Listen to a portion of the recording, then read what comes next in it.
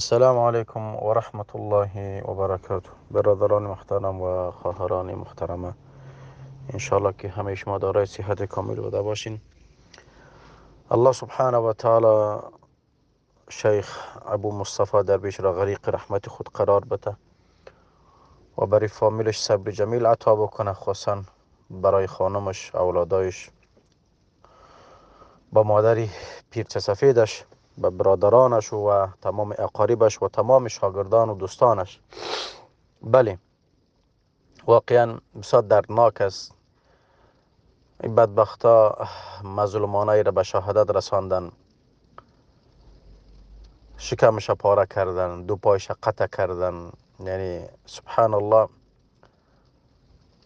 الله عزوجل غریق و رحمت بکنه. من نمیفهم که اینا برای کفار چی میخواین نشان بتن. یعنی کسی که